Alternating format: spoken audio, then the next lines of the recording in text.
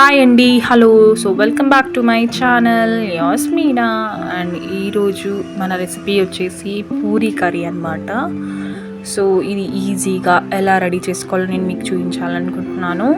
And దానికంటే ముందు నా ఛానల్ ఫస్ట్ టైం చూస్తున్నట్లయితే దయచేసి ఛానల్ని సబ్స్క్రైబ్ చేసుకోండి. అలాగే పక్కనే ఉన్న బెల్ ఐకాన్ని క్లిక్ చేయండి. ఇంకా రెసిపీకి వెళ్ళిపోదాం. సో ఇక్కడ నేను స్టీల్ కడాయి తీసుకున్నాను. దీంట్లో ఒక 3 టేబుల్ స్పూన్స్ అంతా ఆయిల్ వేసుకోవాలి. అండ్ నెక్స్ట్ జీలకర్ర, ఆవాలు, శనగపప్పు ఉంటుంది కదా, పచ్చి శనగపప్పు అది, అండ్ మినపప్పు. సో ఇవి వేసుకున్న తర్వాత కలిపి ఇందులోకి 2 ఎండుమిర్చీలు, అండ్ నెక్స్ట్ వచ్చేసి ఇక్కడ పచ్చిమిర్చి, సన్నగా కట్ చేసిన పచ్చిమిర్చి, ఆనియన్స్ అండ్ క్యారెట్. మీకు కావాలి అనుకుంటే గ్రీన్ పీస్ కూడా వేసుకోవచ్చు. సో వద్దు అనుకున్న వాళ్ళు స్కిప్ చేయొచ్చు.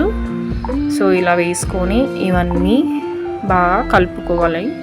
సో తర్వాత ఇందులోకి ఒక 1/2 టేబుల్ స్పూన్ అల్లం వెల్లుల్లి పేస్ట్, 1/2 టేబుల్ స్పూన్ పసుపు, 1/2 టేబుల్ స్పూన్ ధనియాల పౌడర్ అండ్ సాల్ట్, రుచికి సరిపడినంత, టేస్ట్ తగ్గట్టుగా వేసుకోండి సాల్ట్.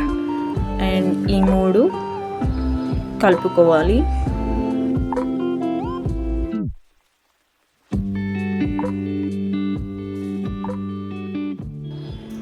సో నెక్స్ట్ ఇందులోకి కొద్దిగా కరివేపాకు,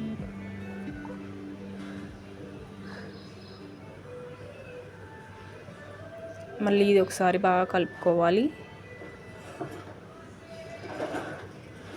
తర్వాత నేను ఇందులోకి 1.5 కప్ అంత వాటర్ అయితే యాడ్ చేస్తున్నాను.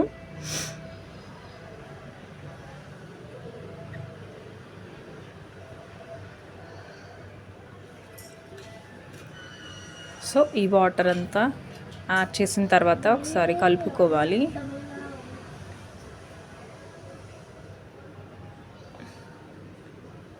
ఇలా కలుపుకొని ఒకసారి మీకు వాటర్ మరిగేంత వరకు మూత పెట్టి వాటర్ మరిగించుకోవాలన్నమాట. ఒక 5 మినిట్స్ తర్వాత చూస్తే వాటర్ ఇలా మరుగుతుంటాయి.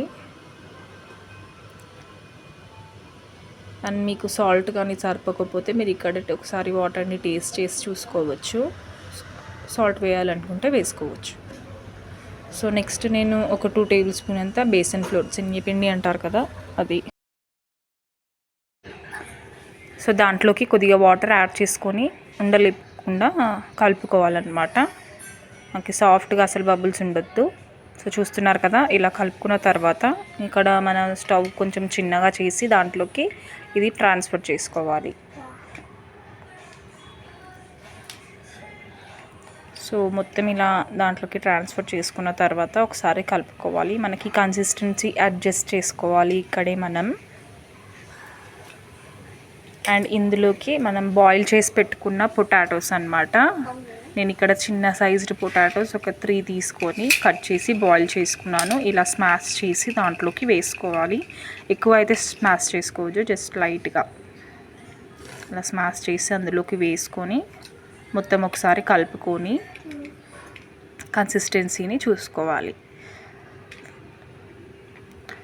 సో ఇది మనకి ఉడుకుతున్న కొద్దీ కొంచెం కన్సిస్టెంటీ దగ్గరకు అవుతుంది. చల్లగా అయిన తర్వాత ఇంకాస్త దగ్గరకు అయిపోతుంది. సో ఇలా ఉన్నప్పుడు ఆఫ్ చేసుకోండి. సో చూస్తున్నారు కదా, కన్సిస్టెన్సీ అయితే మనకి దగ్గరకు వచ్చేసింది.